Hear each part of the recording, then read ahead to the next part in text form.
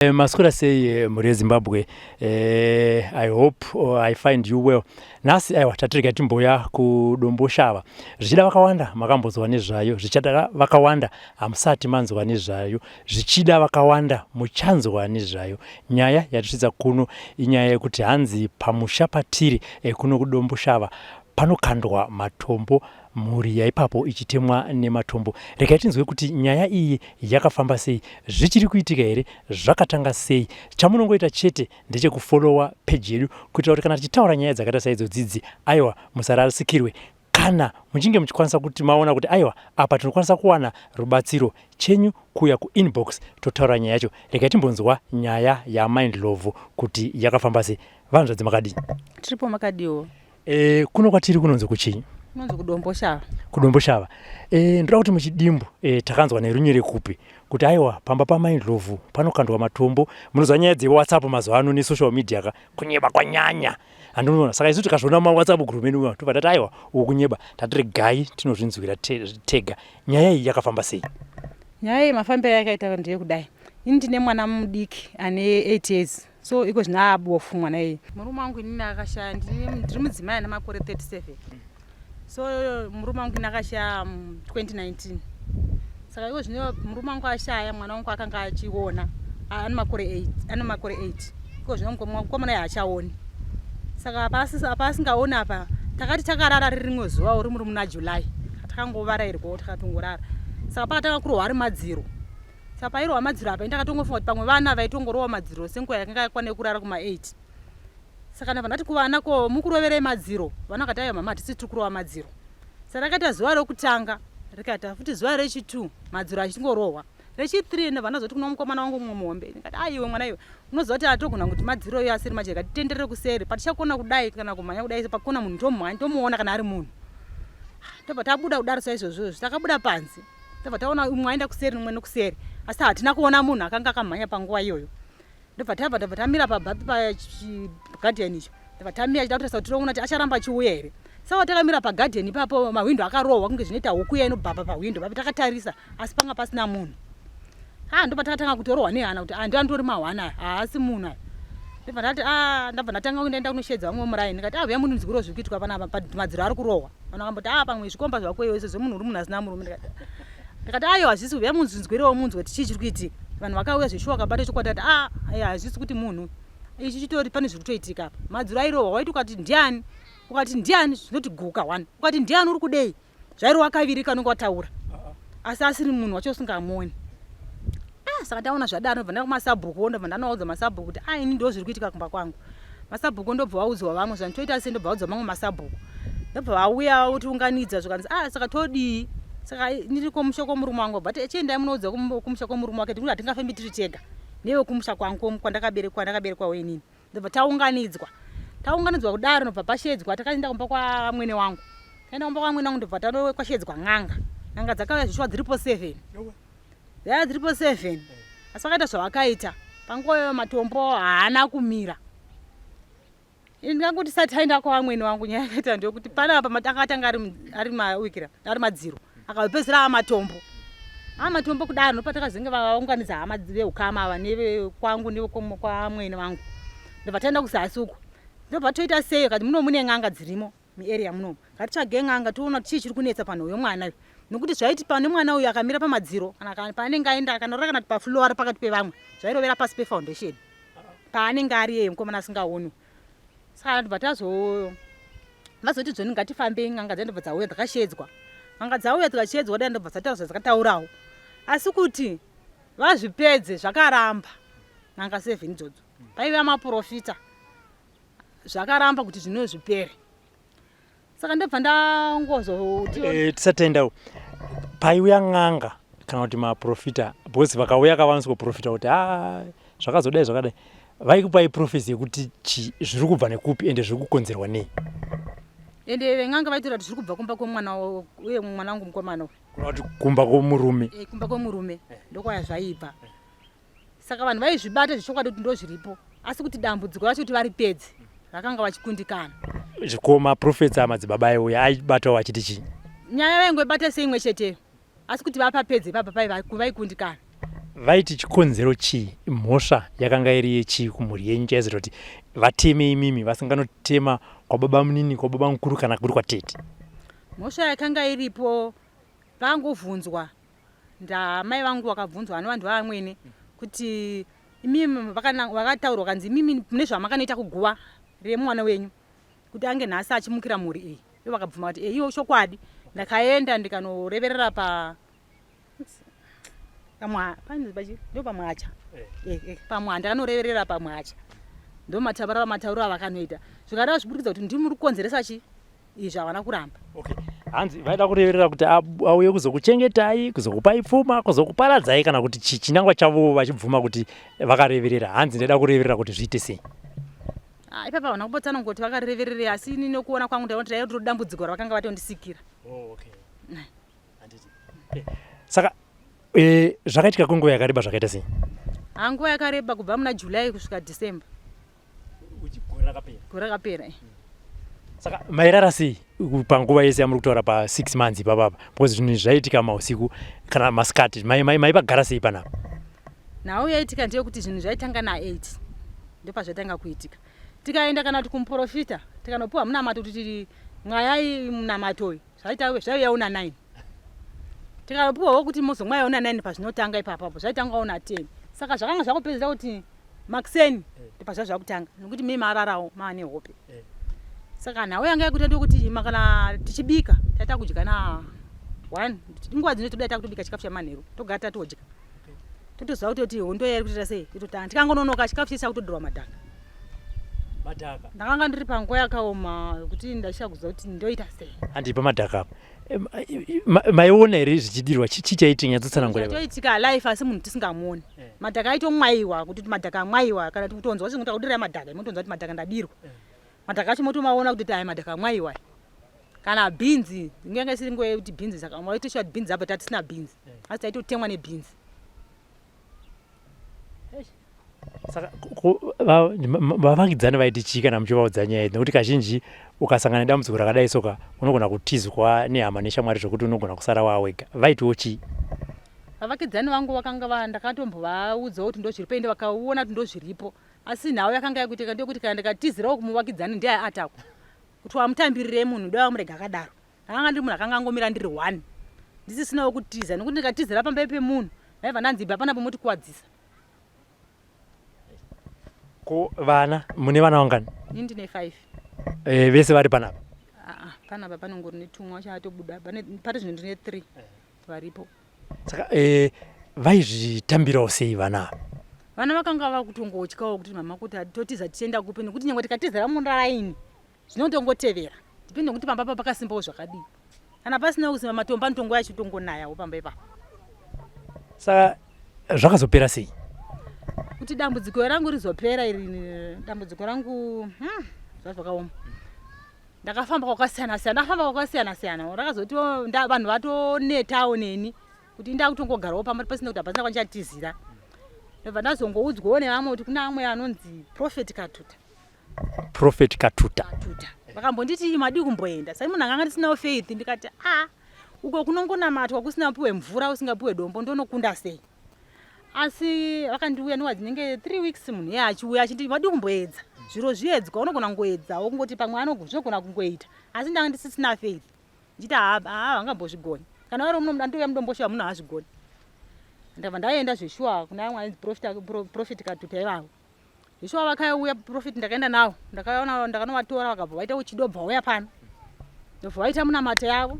Ino zveshuwa pavaita munamata ndaitomba nokutomboshora kuti anozvigona here iwe.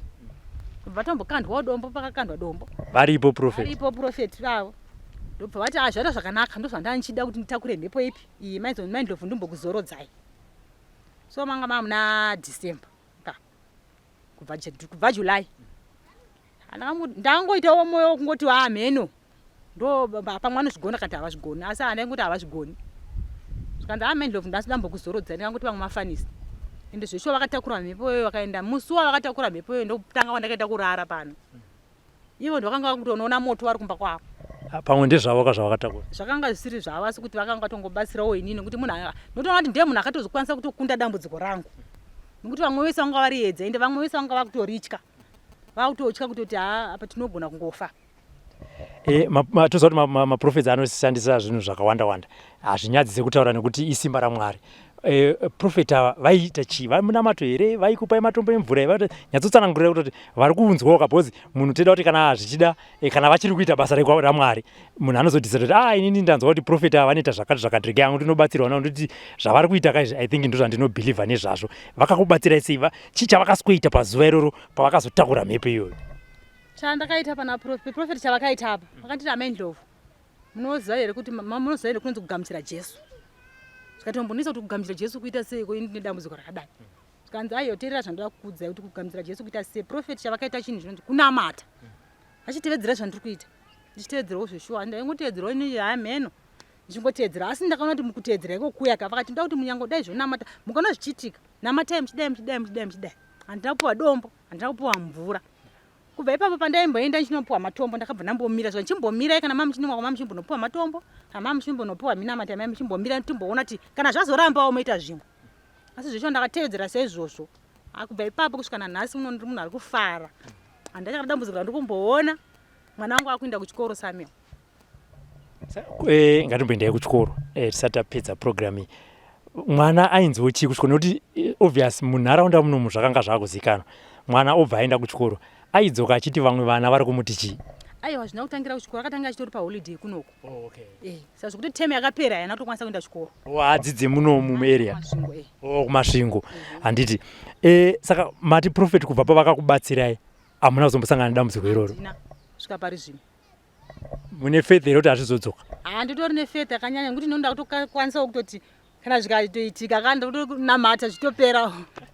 Makaendera kuna amweni mukati zvinhu zvenyu zvezvi hakusisina kuti asi munotaudzana zve? Aiwa handitotaudzani navo. Aiwa munofanira kutaudzira kutaura kuitira kavazukura. Handitaudzani nekutoti ninike murume wangu chandatombomuchema akatondidzinga kuti ndindakatouraya murume. Saka kuti ndinochema murume ndatongoona kuti bhokisi iro pandakatodzingwa panhamo pacho. Saka ndatombokwanisa kutombomuchema. Pamusoro pazvo mirai mai Ndlovu yetidzokere panyaya iyoyo. Murume wenyu akafa gore ripi? 2019. Akanga arwara. Imimi ndokupiwa mhosva yekunzi ndimauraya murume. Vakauya vachiti chii? Ndingati murume wangu ina asati pakurwara kwanga aita anga amuti kuti munhu arwara asisazivi zvaari kuita.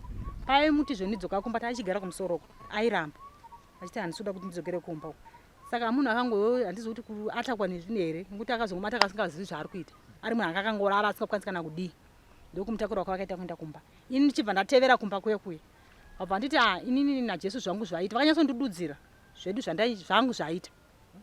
Ndo muromo wakandudza ndikatobva ipapo pamungoyo ndikanonudza anoti sabhuku mulifi ndikati mama ndashaya muromo ndaudzwa namweni wangu kuti vati naJesu zvangu zvaita zvarevei. Ndoenda here kana kuti ndorega kunopepa murume. Ivo vakati wadi kumbomira tonti wanofungeiwo. Ndisho ndakamira mazuva 2 ndisiri kuenda. Asi mwoyo wangu ukabva waramba kati arigidza ndite sei ndidzike. Ndadzika kuzasi kokoko asi vakazenge vakudza kuna mwana maiguru wangu zvanzi anogona kuuraya murume musamubvumidze kuti auye kupi. Yeti panguva iyo ndaiti zvesho ndikaona chandindawana munamato kana chii ndaingoenda kunomupa ndiri kupi ari ikoko kumba kwake. Saka vabva vazongoti musavabvumidze kuti vasvika ipanapa. Saka pasina kuna 3 days murume anga abva ashaya. Vakabva vazouya vakandiudza mwana bangu kuti zvanzi murume wenyu ashaya. Ndobva ndaenda ipapo ndipo vakazondidzinga zvanzi tiri kuona panapa. Ibva panapa ndiwo vakatopatira zvibonza ngaabve panapa ndiye muroyi. Amweni ndo vaita izvo? Nevamwe vana navo vakomana 2. Vanhu ngaabve panapa ndiye auraya murume. So murume handambomuchema. Makazomboenda kunoona guva rake? Handina. Matakashaya 2019? Kusvika 2021 hamuzivi pakaradzikwa? Handitombozivi. Vana havazivi pakaradzikwa? Saka sekuona kwenyu zvinodudzira chii pakati peukama hwenyu naamweni nemurume wenyu? Hapana kudlidzana nekuti dai paine kudlidzana kava vari vanhu vainzofara kunzwa tsitsi nekuti pamusoro pazvo vakuita inonzi nyaradzo. Vakauya vakatakura property yese kubva kumagumbezi vangotisati nembe dzedu sichete vakatakura zvese vakaenda. Mapoto ndakazotanga kutongopiwawo nevamwe muraini ane maplate ane kapu kubva kusipunu kupoto chaiyo ndakatanga kupiwa nevanhu vemuraini. Ivo vatakurana naso vanazvo kumba kwavo. Vari kushandisa? Handisuziva kuti vari kushandisa here kati vari kuti ndangovasiyawo vakadaro. Saka pakaitwa nyaradzo hamuna kunzwa kunzi ndo zviri kuitika kuno? Vakanga vakangotakura zvinhu toda kunoita nyaradzo. Ndobva vangotakura ndobva vaenda. Vana vavo vakomana 2 vane madzimai? Vanavo. Oh, alright. Ndangida kuvunza kuti munotaudzana here ndazonoti ayo nevamwe ana varoora ndazonoti ayo regaiyo tisiye pamwe zvinogona kuzonzi ayo imi muri kutaudzana nemunhu tutaiwo twenyu muite se mende ayo ndinovimba kuti Mwari vachatigonera nekufamba kwenguva zvichida mwene vachazoya pano mukagarisana pasi mukaita mukatokanganwa kuti ndo zvakamboitika nekuti pane ukama kahandimati mune vana 5 nemurume ayo nemurume ndine 2 mune 2 aiwa ivavo 2 vakawandisa nekuti idzinza rekwavo saka tinoimba kuti Mwari vachatigonera. Saka mashoko enyu kupedzisira nekubatsirwa kwamakaitwa naprofeti vamataura. Mashoko angu kupedzisira ndoda kuudzawo ruzhinji rweZimbabwe kuti kune ana profeti but ana profeti ava varipo pakasiyana. Handizive kuti ndokwanisa here kuti nditaura umwe profeti vakaninyepera pano. Handisiva kuti mutaure zita nekuti dzimwe dzenguva hatingati vakanyeba but vanogona kunge vakakundikana kana kuti vakakundwawo nemuroyi iyeye handitika nekuti munhu haangakwire bhazi kuuya kuzokunyeberai aiwa ngatiregei kuita sei kutaura nezvazvo ngatitaurei nezvaprofeti vakakubatsira. Munoziva kuti kana kuchipatara inge madhokita unomboenda madhokita akawanda wanda zvinoitikawo futi kumaprofeti ngatitaurei nezvaprofeti vakakubatsirai. Mashoko enyu mashoko angu andingosira uzhinji hweZimbabwe ndiri kuti zvino pane vanonzi profeti Katuta vanda kungobatsirwawo ngavatsvage nhamba dzaprofeti Katuta ndeo munhu akandibatsira akapedza dambudziko rangu ramatombo. Ndini mai Ndlovu nokudomboshava inetsika nedambudziko rematombo kubva July kusvika December ndo akaripedza. Nhasi uno ndiri paribho zvokuti makadiyo nyamai makadiyo tiri kuno kudomboshava nyaya tainzwa matombo aikandwa pamba pamaindlovu.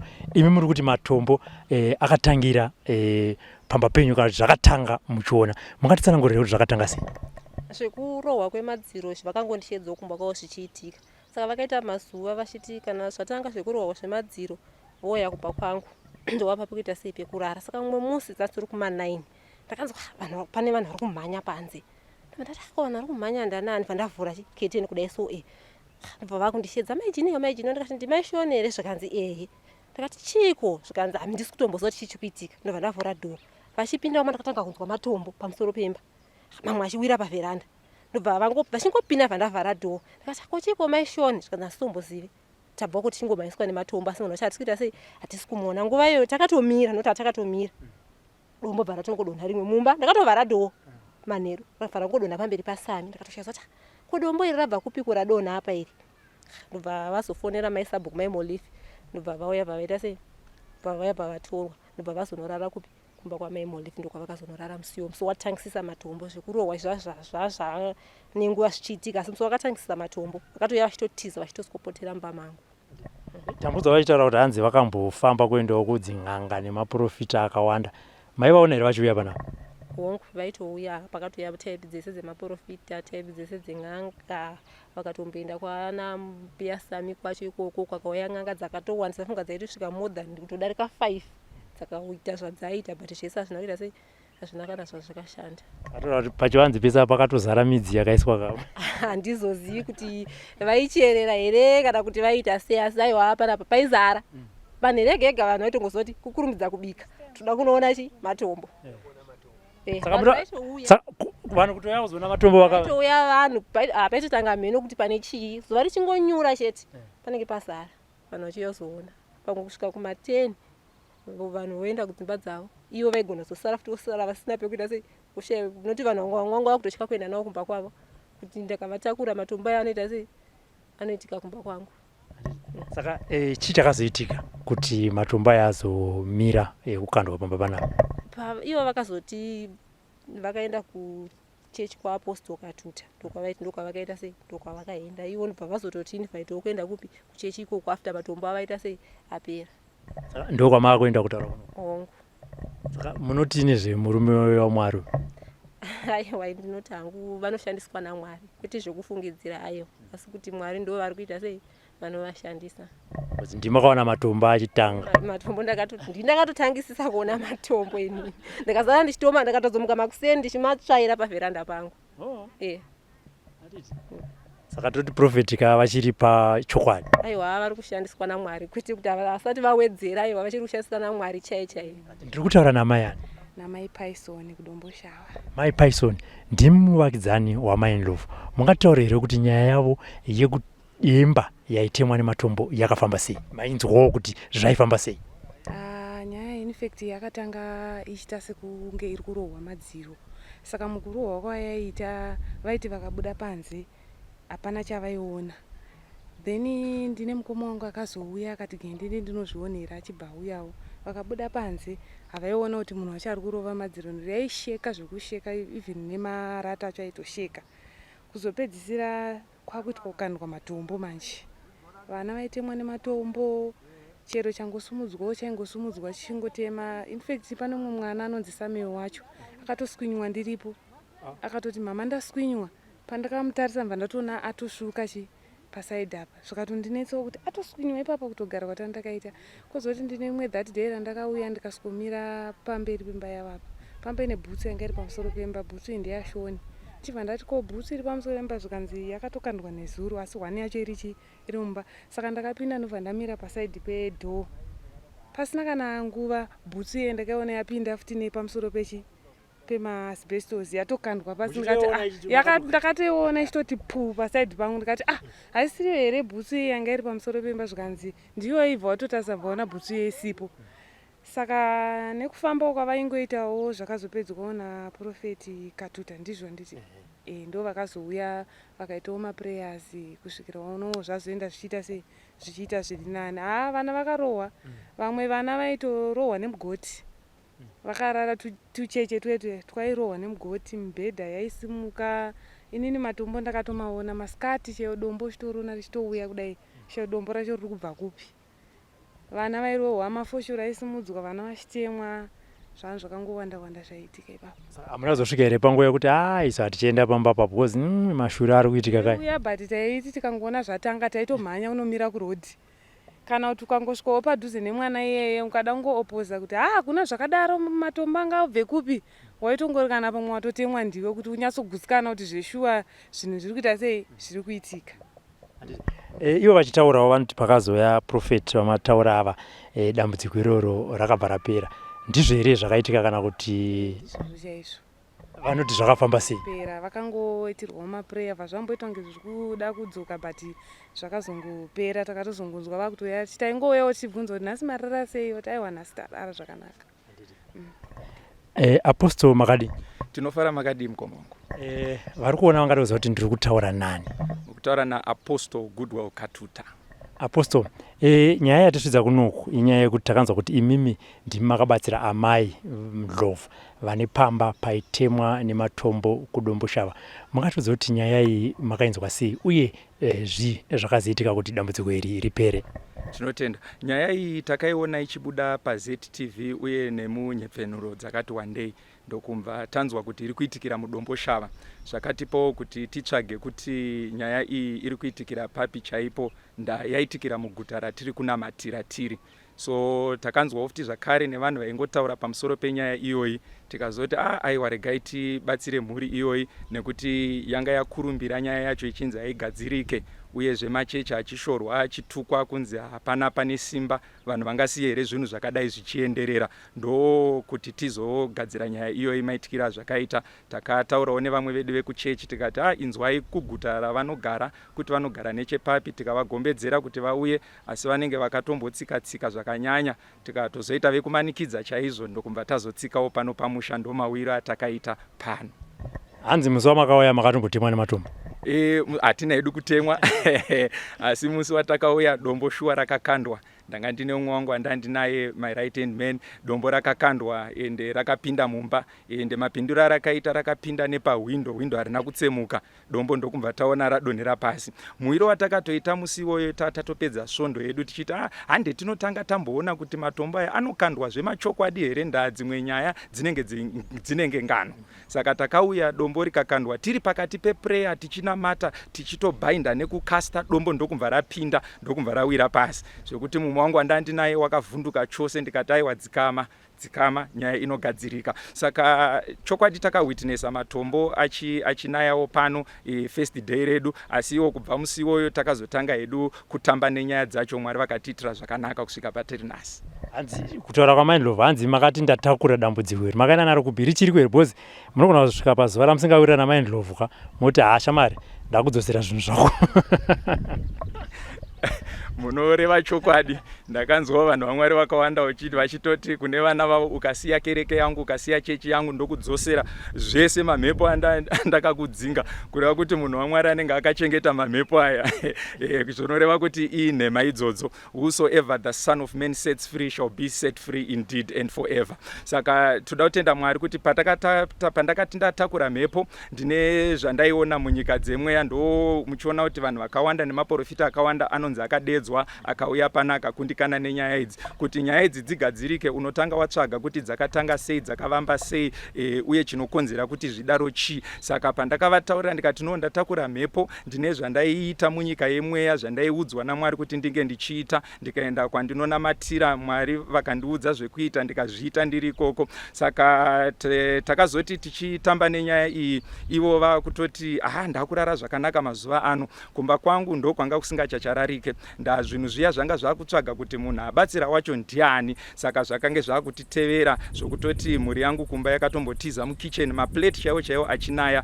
Mukadzi wangu nevasikana varipo pamba vakatowitnessa that act, mandiro dzichibhururuka mudenga chaimo dzichivapotsa. So nyaya iyi takaizoigadzira zvedu tikaikurira, Mwari vakatiitira zvakanaka. Apostle toziva kuti pane vakawanda vanogona kunge vachiona vaine matambudziko akasiyana siyana uye achida simba raMwari. Makasununguka here kuvaudza kuti munoshandira munobata kereke yenyu muri kupi uye vanenge vachida kukufonera mubva mavapa namba dzavo? Izvi tiri kuitira kuti vasazofonera isusu vachiti imi vanhu veSlyMedia munhu ya ndozomwana kupi, toda kuti vadhile nemi direct. Isusu tinenge tichida kuti bozi vanogona kuzotifonera pamwe tiri busy totadza kuita kutaura navo. Toda kuti mimi munhu anenge aine dambudziko akufonere. Makasununguka here kuvaudza kwamunoitira basa raMwari kana kuvapa nefoni yenyu yamunoziva kuti aiwa iyi ndo inoshandiswa nevana vesangano vachitaura nemi? Tinotenda chokwadi. Isu tinowanikwa kuDomboshava, church inonzi Voice of God International Church. Tinowanikwa kuDomboshava paChogugudza, ndo patinowanika. Ukangosvika paChogugudza kuDomboshava mukaburikira ipapo, ndiyo church iri pamusoro pegomo, ine shed pamusoro pegomo paChogugudza. Inotooneka shed yedu uri nechekurefu.